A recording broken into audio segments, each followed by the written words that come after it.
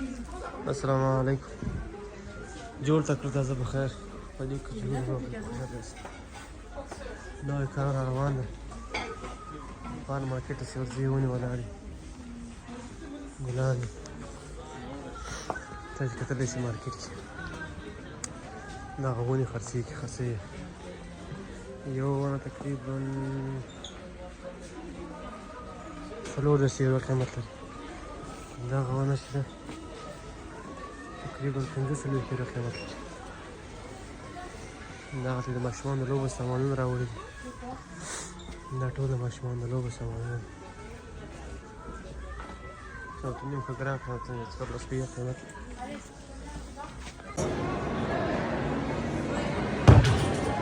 Soixante-quatre, bien.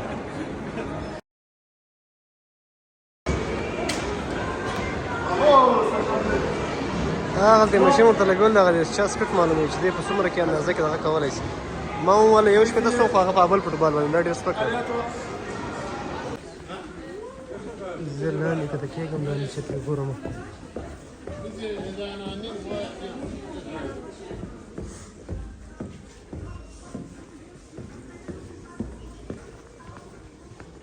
داسې کوم شاوکار ده، هغه فکر کوم دې ته راته وایي. یعنې که فکر وکړې په دا رقم مغازه کې هر شی خرڅېږي، که د کور لپاره کارپېټ سي، بالښت سي، نایلي سي، بل احتیاط چې کتلی شي کارپېټونه هم دا دی، ګړیانې سي، لوښي ګلاسونه او دیګه میګه خوراک سامان سي، هر څه دسته. دا دی هغه ده بیټ دغه دی پوه شي، دا وینې ګړیانې عینې پکې خرڅېږي. ډېره غټه مغازه ده. تر نورو مارکېټو تقریبا د ده شیان ارزانه دي، اکثره شیان یې ارزانه دي.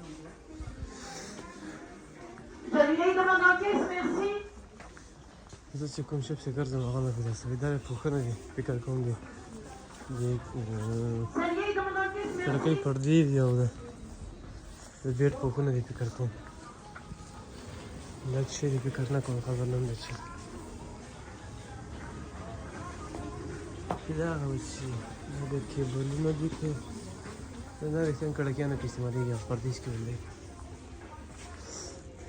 یعنې که فکر وکړې تر لایټونو پورې لا شیان پکې شته، ساکټې ماکټې لایټونه بلفونه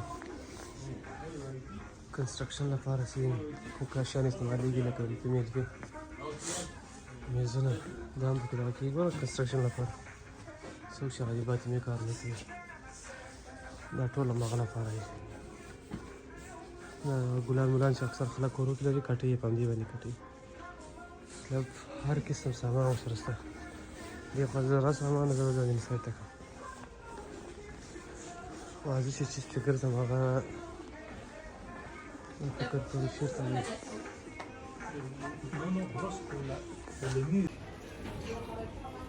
مارکیټ کې وګرځم خو شی مې پیدا نه کړو چې کوم شی مې اخیستل لپاره مې خولې اخیستله ډېر یخ دی دباندې.